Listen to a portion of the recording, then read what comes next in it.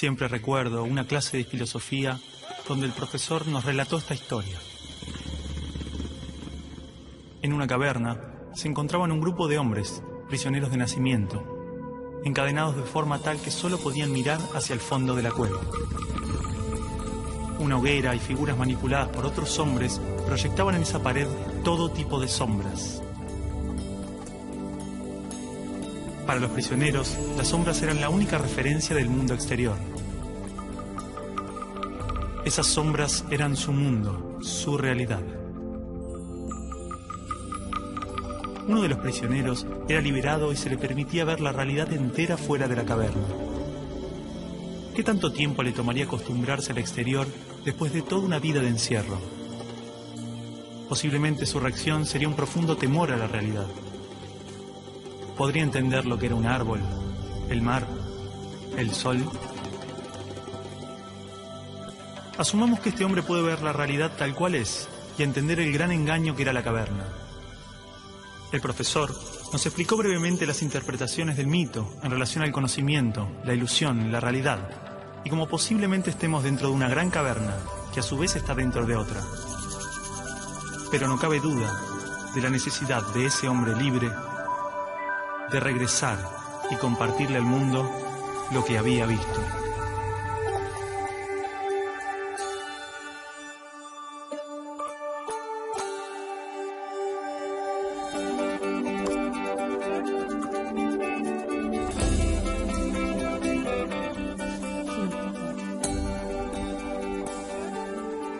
Bueno, y es así como en su 11ª tesis él llega a la idea de que el filósofo no solo tiene que entender la realidad, sino que tiene que llegar a transformarla. ¿Sí? Medios de comunicación, miles de libros, todos los discursos políticos, organismos internacionales, expertos, filósofos, páginas de internet. Todos coinciden en la importancia de la educación. Se invierte en capacitaciones, mejoras edilicias e investigaciones. Se compran libros, netbooks, pizarras digitales. Se dictan cursos, suben salarios, bajan salarios. Se imitan modelos extranjeros. Todo para mejorar la educación. Esto no evita que haya tantas escuelas como realidades sociales. Escuelas marginales, para pobres, escuelas depósito. Escuelas para obreros, profesionales, escuelas de clase media. Escuelas públicas y privadas. Escuelas para ricos, escuelas de la élite. Gran parte pretende incluir y contener a la mayor cantidad de estudiantes. Muchas otras se concentran en formar trabajadores de diferentes jerarquías. Y solo unas pocas se dedican a los supuestos resultados de excelencia. Más allá de sus diferencias, todas trabajan y aspiran a un ideal de escuela común. ¿Hasta qué punto esta escuela ideal nos ayuda a desarrollarnos individual y colectivamente? ¿Realmente este paradigma educativo busca que las personas tengan una buena calidad de vida y trabajen para la mejora de su comunidad? ¿Hay otro tipo de escuela que lo logre? ¿Hay alguna educación pensada con estos ideales? Esto nos llevó a abrir las puertas de un mundo oculto para muchos de nosotros. Esta película es parte de un proceso que posiblemente no tenga fin, una pregunta que seguramente no tenga respuesta, una búsqueda sobre cuál es la naturaleza del aprendizaje y la educación, qué errores cometimos y principalmente qué ideas nos sirven para seguir buscando, seguir aprendiendo.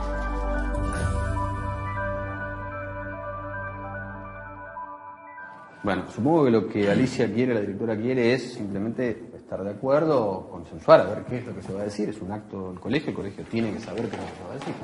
Claro, 11:30, bueno. Javier, ¿en qué quedaron? Bueno, yo les propongo a los chicos, como ejercicio, que escribieran un texto, ¿no?, contándonos cuál era el balance de estos años en la escuela. Y eso es. Muy poco de lo que pasa en nuestra escuela es verdaderamente importante. Nos enseñan a estar lejos unos de otros y a competir. Padres y maestros no nos escuchan. Por todo eso decimos basta. La educación está prohibida.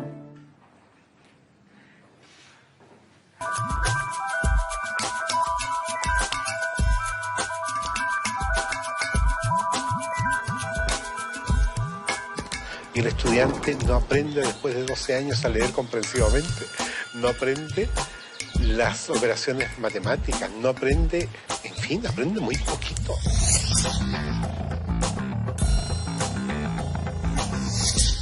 ¿qué es lo que hace que el estudiante fracase en la escuela? Y el convencimiento va por la comprobación de que no es el estudiante el que fracasa, es el sistema el que está más planteado.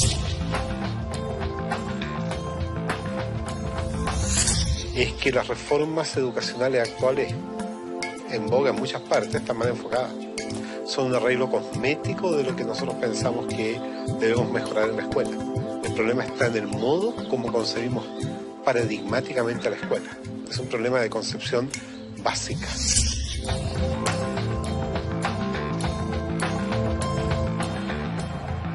Las escuelas y los colegios de América Latina no son más que espacios de tedio y aburrimiento. Y yo siempre los invito a que pasemos por los colegios para que miremos una caricatura que hay que romper. Y es el maestro en un tablero dictando clases en pleno siglo XXI. Eso no tiene sentido. Es una materia estática, una materia que no tiene movimiento, una materia que dice solamente palabras. Yo soy el adulto, yo soy el que les va a dar a ustedes esta información. Esto lo tiene que saber así como está, porque es así. Ustedes son los niños, a callar y obedecer. ¡Silencio! ¡Cállese! ¡Que usted nunca sabe nada! No buscan, por así decir, otro desarrollo que el desarrollo curricular. Están muy centrados en los propios contenidos. Quien no aprende a leer y escribir y calcular, entonces no está educado. No, porque solamente focaliza el trabajo en algunas capacidades, en algunas áreas.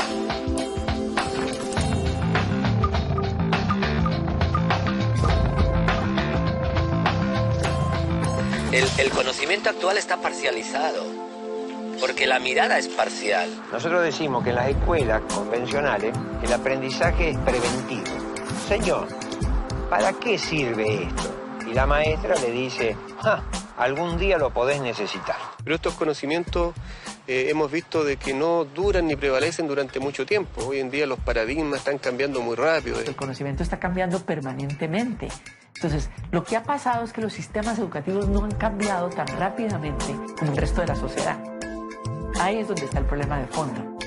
En las escuelas normales y en las facultades de educación nos dijeron que un objetivo es aquello que es medible, cuantificable y observable. Entonces empezamos a buscar la regla que nos permita medir los objetivos. Y eso se llamaron calificaciones, ya sea una A, una carita feliz, una carita triste.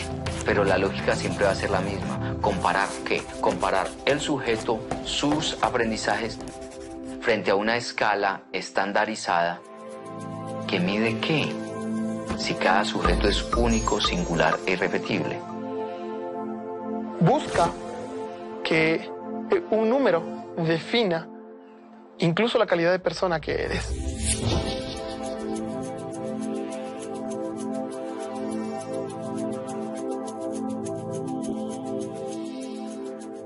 Entonces, por ejemplo, creo conflictos a nivel cognitivo. A ver quién es el primero que realiza, con lo cual unos son ganadores, los otros son perdedores. Cada vez que hay perdedores hay alguien que se siente feo.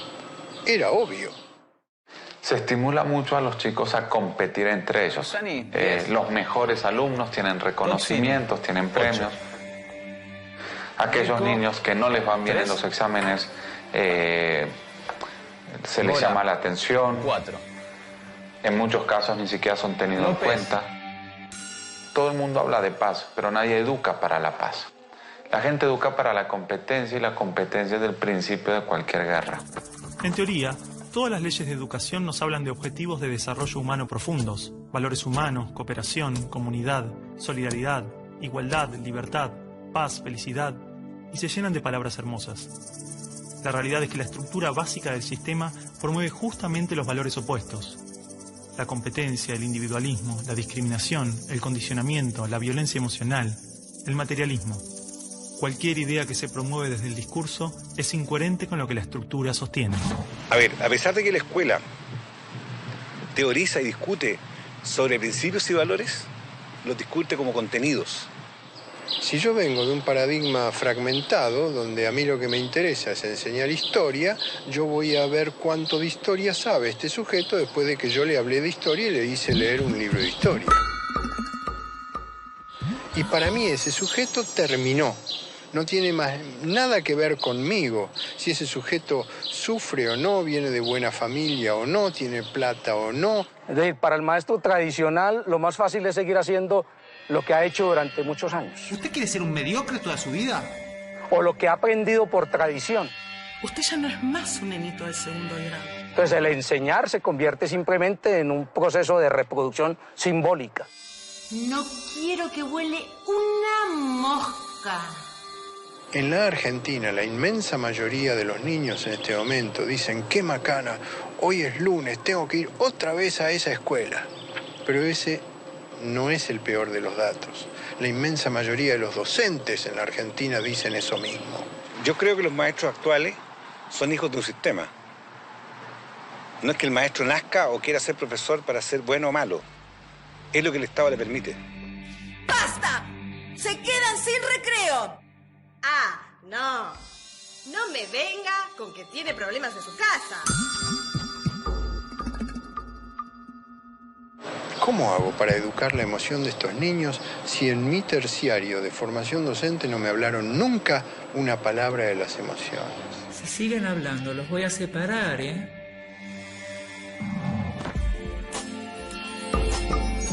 No quiero que vaya a la escuela a perder el tiempo. No quiero que vaya a pasar un mal momento. Es decir, en estos momentos un niño de 8 años pasa en la escuela más horas que un universitario en la universidad. No tiene sentido ninguno. No hay tantos conocimientos que aprender en la escuela. La escuela, entonces, no es ni siquiera el lugar de formación. Es la gran guardería, o como lo llamo yo, un gran parqueadero de niños.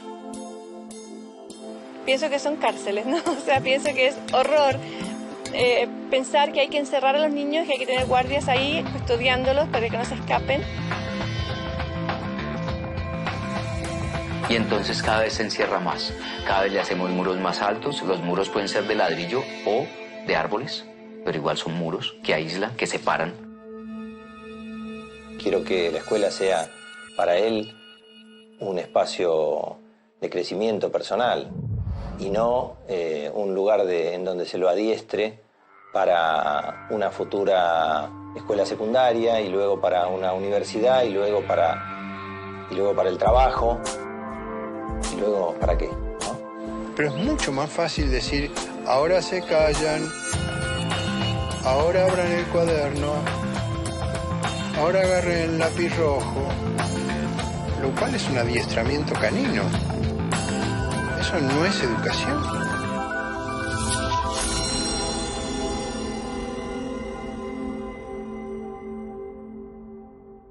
Sí, bueno, en realidad lo que los chicos me dicen es que este texto ellos pensaban leerlo en el acto.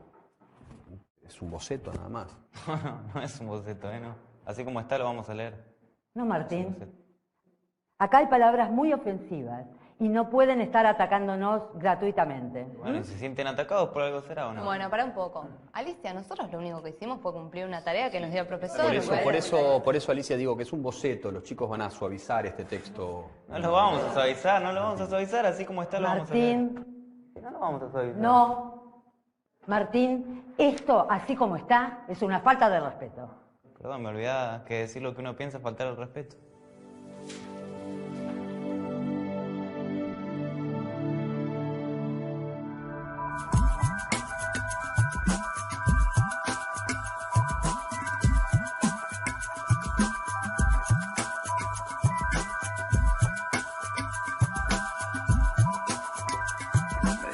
Esto casi no se sabe, pero la educación pública, gratuita y obligatoria fue inventada en algún momento de la historia. Antes no existía. La educación en la antigüedad distaba mucho de lo que hoy entendemos por educación. En Atenas clásica, por ejemplo, no había escuelas. Las primeras academias de Platón eran espacios de reflexión, conversación y experimentación libre. La instrucción obligatoria era cosa de esclavos. Por otro lado, la educación en Esparta era más parecida a una instrucción militar. el Estado se deshacía de quienes no alcanzaban los niveles esperados. Había clases obligatorias, fuertes castigos y modelamiento de la conducta a través del dolor y el sufrimiento. Antiguamente la educación estaba en manos de la Iglesia Católica, por lo menos en el mundo cristiano occidental. Y fue recién en el siglo XVIII, en una época de la historia que se llama despotismo ilustrado, seguramente lo escucharon en el colegio, en donde se creó el concepto de educación pública, gratuita y obligatoria. La escuela como la conocemos nace a fines del siglo XVIII y principios del siglo XIX en Prusia. Con el fin de evitar las revoluciones que sucedían en Francia, los monarcas incluyeron algunos principios de la Ilustración para satisfacer al pueblo, pero manteniendo el régimen absolutista. La escuela prusiana se basaba en una fuerte división de clases y castas. Su estructura, heredera del modelo espartano, fomentaba la disciplina, la obediencia y el régimen autoritario. ¿Qué buscaban estos déspotas ilustrados? Un pueblo dócil, obediente, y que se pudiera preparar para las guerras que hubieron en esa época entre todas las naciones que estaban naciendo. Por ejemplo, Catalina la Grande de Rusia llamó a los enciclopedistas franceses a preparar esto mismo. Diderot, uno de los más famosos, estuvo allí para armar este paquete, ¿sí?, formador, no de ciudadanos, sino que de obedientes súbditos de estos estados. Las noticias del exitoso modelo educativo viajaron rápido, y en pocos años, educadores de América y Europa visitaban Prusia para capacitarse. Con el paso del tiempo, el modelo se expandió a nivel internacional. Muchos países importaron la escuela moderna con el discurso del acceso a la educación para todos, elevando la bandera de la igualdad, cuando justamente la esencia misma del sistema provenía del despotismo, buscando perpetuar los modelos elitistas y la división de clases. Ese es el origen de la educación pública. Fíjense ustedes que Napoleón, un poco posterior, y enemigo jurado de todos estos déspotas, hizo lo mismo. Él lo decía con todas sus letras. Yo quiero formar un cuerpo docente para poder dirigir el parecer de los franceses. ¿Se entiende? Él lo tiene claro. Y eso opera, se sepa o no se sepa, hasta el día de hoy. La escuela nace en un mundo positivista regido por una economía industrial. Por lo tanto, busca obtener los mayores resultados observables con el menor esfuerzo e inversión posible, aplicando fórmulas científicas y leyes generales. La escuela era la respuesta ideal a la necesidad de trabajadores, y los mismos empresarios industriales del siglo XIX fueron quienes financiaron la escolarización obligatoria a través de sus fundaciones. ¿Dónde coloco los hijos de estas personas para que puedan trabajar? ¿Cómo educamos en que aprendan a leer? ¿Cómo creamos obreros inteligentes? La educación sigue siendo lo mismo, una herramienta para formar trabajadores útil al sistema y una herramienta útil para que la cultura permanezca siempre igual y siempre se repita, lo cual es conservar la estructura actual de la sociedad. La escuela se complementó con investigaciones sobre el control de la conducta, propuestas de utopías sociales y hasta teorías de superioridad racial. No es de extrañar que los primeros estados con el sistema prusiano o similar fueran con el paso de las generaciones focos de xenofobia y nacionalismo extremo. El modelo de producción industrial en cadena de montaje era perfecto para la escuela. La educación de un niño era comparable a la manufactura de un producto. Por lo tanto, requería una serie de pasos determinados en un orden específico, separando a los niños por generaciones en grados escolares.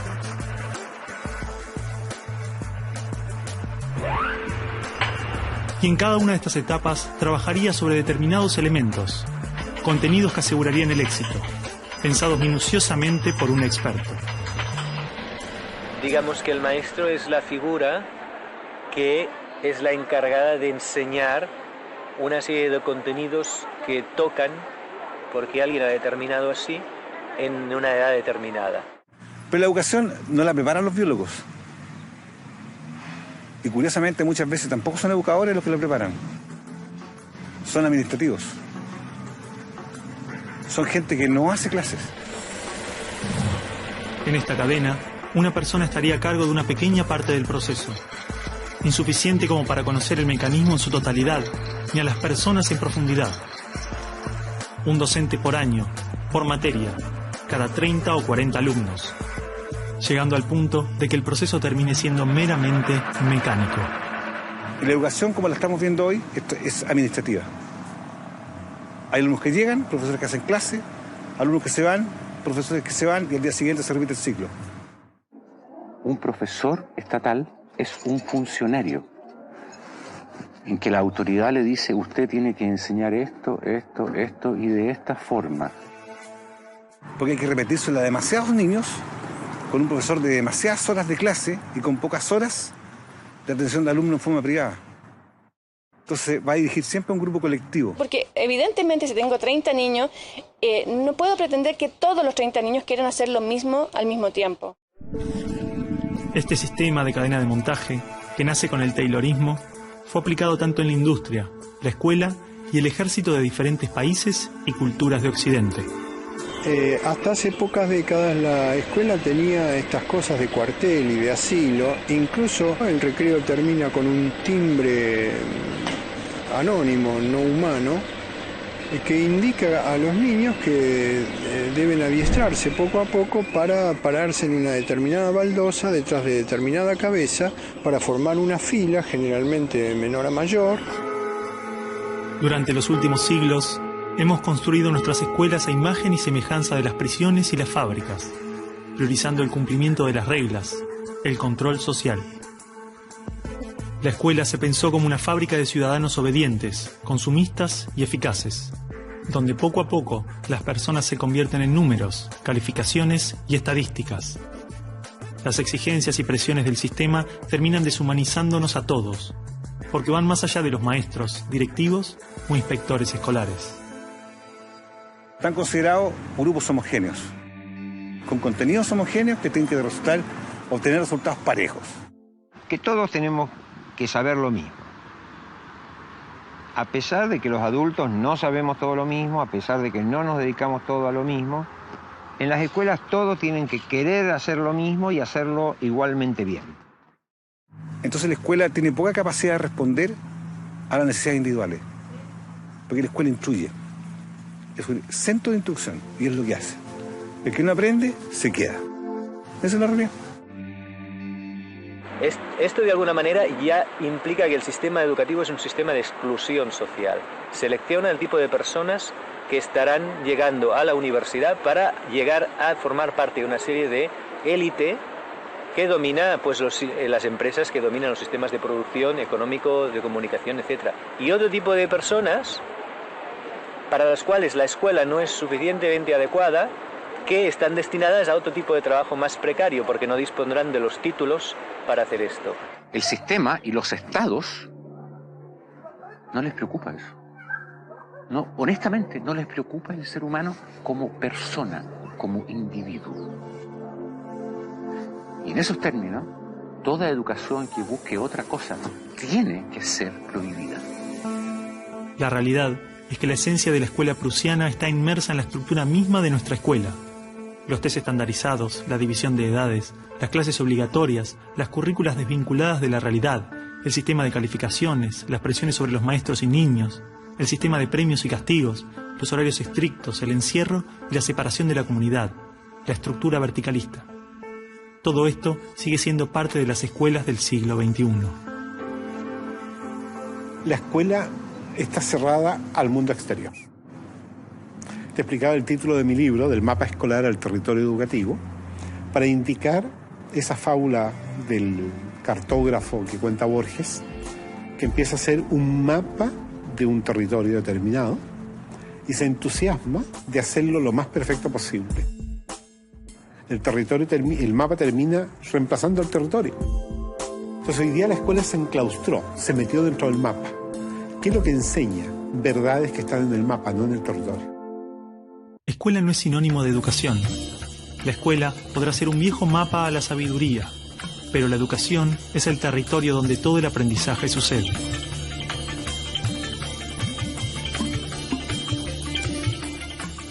¿Qué es una buena educación? ¿Lograr que la mayor cantidad de niños atraviesen los estándares de calidad? ¿Que obtengan herramientas y conocimientos que no les interesan para superar barreras que otros les imponen? ¿No era el objetivo de la educación lograr una buena calidad de vida? Olvidemos por un momento todo lo que sabemos sobre educación, toda nuestra forma de entender la escuela, todo lo que nos han dicho que debemos aprender en la vida y lo que debemos enseñarle a nuestros hijos. Empezar a ver cada cosa, a revisarla como si nunca la hubiéramos visto.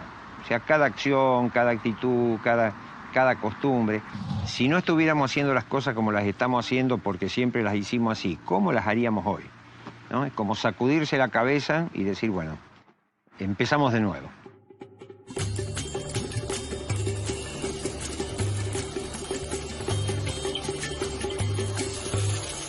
Empecemos de nuevo. A ver, chicos, tienen que entender que el discurso que escribieron es algo que le puede molestar a mucha gente. Bueno, está bien, pero si es lo que sentimos y lo escribimos así, ¿por qué no lo podemos leer así? Son nuestras palabras, lo que pensamos. ¿Cuál es el problema ahora? Cargo de lo que escribimos ahí también. Si la última no lo dicen en tu clase. Pará un poco, Martín, porque te conozco. Te molesta todo en esta escuela. Te molesto yo, te molestan los profesores, te conozco bien. No, vos a mí no me conocés. Sí te conozco. No, no me conocés.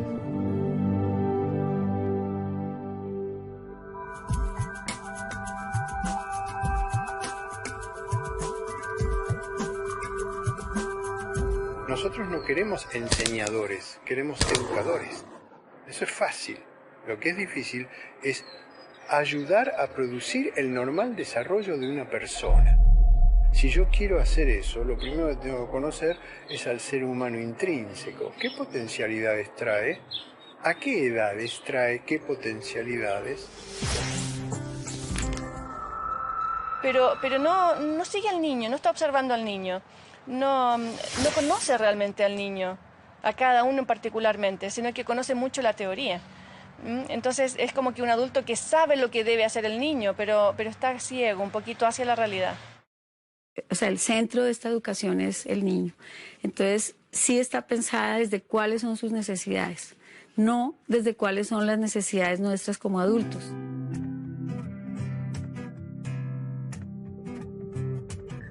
Los chicos desde que nacen con esa capacidad de crear. Son creativos y observadores y curiosos.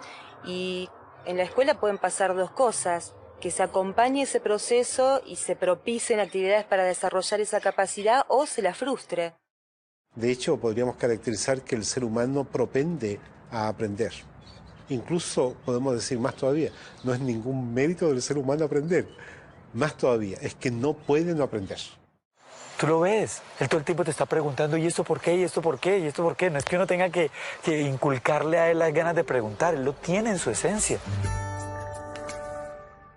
¿Ya? Basta que tenga órganos sensoriales y percibe, ¿no es verdad? Basta que tenga su cerebro y piensa y razona, e imagina, crea, fantasea. Pero en la escuela se consigue justamente a callar.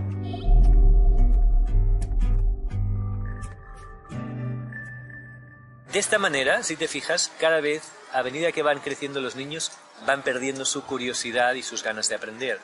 Un niño de 12 años difícilmente cuando sale de la escuela toma un libro. Son los mínimos los que hacen estos. Porque está harto. Está totalmente harto de que se le diga qué debe y qué no debe hacer, y ha perdido toda curiosidad por aprender.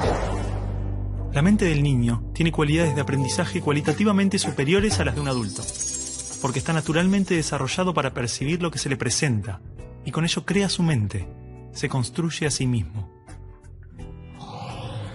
En pocos años aprende a controlar su cuerpo, puede comunicarse en varios idiomas, comprende las reglas de la naturaleza y las características de su cultura. Todo este complejo y maravilloso proceso se da de manera inconsciente. Lo aprende sin demasiado esfuerzo, por cuenta propia. De las cosas que aprendimos en la escuela, incluso cuando en la escuela aprendíamos muchas cosas, hay muy pocas que en la vida cotidiana necesitemos. Es posible que la escuela sea conveniente. Yo no creo que sea necesaria la escuela. Creo que puede ser demasiado, a lo mejor muy conveniente en la sociedad, pero podemos prescindir de ella. Porque podemos vivir sin sin saber logaritmos, pero no podemos vivir sin saber relacionarnos con otras personas o sin saber caminar o sin saber usar herramientas. Todas esas cosas las aprenden los niños mediante el juego. Los niños desde que nacen tienen la habilidad de construirse a sí mismos, aprendiendo de lo que se encuentra a su alrededor, a través de jugar y explorar el mundo. Los niños absorben cultura, los niños vienen a tomar la cultura de los padres, y eso se ve incluso en el lenguaje. Está en el contexto cultural humano los números y las letras y las palabras, entonces ellos lo aprenden, pues como, igual que aprenden a andar porque hay unos adultos que andan. Es decir, cuando un ser humano nace, su biología no lo obliga a ser humano. Necesita nacer en un entorno humano. Todo lo que nos rodea influye tremendamente en nuestro aprendizaje. Los espacios, los tiempos, las actitudes de nuestra familia, las emociones, los gustos, las creencias. Todo es parte de ese ambiente con el que nos construimos a nosotros mismos. La pregunta es entonces, ¿qué ambiente estamos ofreciendo a los niños para que los adultos se desarrollen de esta manera? Porque un niño entra es a un medio dogmático, siéntese acá, quédese 6 o 7 horas sentado en esta fila. ¡Qué horrible! Si estamos en una familia donde esa red de afectos es supremamente débil, los niveles de agresión son muy altos, de violencia, el chico va a ser un chico probablemente muy violento. No va a ser seguramente violento, no estoy diciendo eso, pero sí estamos hablando que en contextos violentos la violencia se reproduce más fácilmente. El niño va a dar lo que recibe, ¿no? Entonces, por eso tenemos que lograr relaciones mucho más amorosas, mucho más profundas en el aula. Estudios indican que actualmente a la edad de 5 años, el 98% de los niños podría ser considerado genio. Son curiosos, creativos y tienen la habilidad de pensar de formas diversas, resolver problemas, es decir, tienen la mente abierta. El problema es que 15 años más tarde, solo el 10% de esos niños mantiene estas capacidades. O sea, de alguna forma estoy diciendo que desde más allá de la mente, desde el mundo de la conciencia, todos somos genios. Y realmente el maestro lo que tiene que aprender es a que sus alumnos puedan abrir las puertas en su mente para que desciendan todo ese conocimiento y esa creatividad y esa genialidad que todos llevamos dentro. Si nosotros miramos a los grandes hombres de la humanidad y mujeres de la humanidad, todos han sido grandes soñadores, es decir, que han tenido una imaginación enorme. Como seres humanos, somos el resultado de miles de años de adaptación natural y evolución. Traemos dentro aquellas características que nos han permitido sobrevivir, transformarnos y crecer. Desde las ganas de comer cuando tenemos hambre, hasta la curiosidad interna del niño de explorar el mundo. Este potencial está esperando que le permitamos manifestarse. En los niños lo vemos en el juego espontáneo, en los adolescentes de hoy a través de la rebeldía y la necesidad de transformar la realidad. ¿Por qué insistimos en matar su espontaneidad y castigar su rebeldía, cuando son estas las características que manifiestan sus necesidades humanas internas buscando desarrollarse? El niño tiene un maestro interior, sobre todo en las primeras edades, que le impulsa al aprendizaje, que le impulsa al descubrimiento, que le impulsa al movimiento, que le impulsa a participar, a trabajar, a repetir comportamientos, que le impulsa a decidir cuándo quiere dejar de repetir algo porque lo tiene superado. Observando cómo actúan los niños, descubrimos que usan todos los criterios de un investigador connotado, exactamente los mismos. Por supuesto que hay distintos niveles de complejidad, ¿no es cierto? Pero no hay niño que no sea sistemático en la observación. No hay niñita pequeña que esté observando que no genere experimentos. ¿Cómo podemos hacer para que sean más creativos? Ellos ya lo son.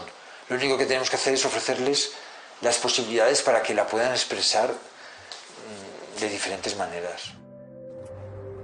Si siguen haciéndolo, mañana van a ser científicos, mañana van a ser artistas. Hay que dejarlos. Dale, Martín, no hace falta. A ver, ¿qué ganas con esto? Ya está. Ellos plantean el tema de las notas, por ejemplo. Dicen que lo único que nos importa es la nota final, que no nos importa si estudian, no estudian, si aprenden o no aprenden. Basta, ya está. ¿Qué gano me saco las ganas de eso? No, y que además los estamos, de alguna manera, haciendo competir entre ellos por esa nota. ¿Vos pensás así también? Mira, creo que no es un planteo tan equivocado, tan errado. Evidentemente, algo de la estructura de la escuela no les hace bien. Mira, Javier, yo creo que lo que les hace mal a los chicos es la sociedad. Y con la sociedad que tenemos, lo mejor que le puede pasar es venir a la escuela, ¿no te parece? Está bien, pero digo, esto es bastante fuerte. No, ya sé, pero... Acá está todo lo que aprendí en 5 años de colegio. ¿Saben qué va a pasar con esto? Me lo voy a olvidar todo. Es más, ya me lo olvidé.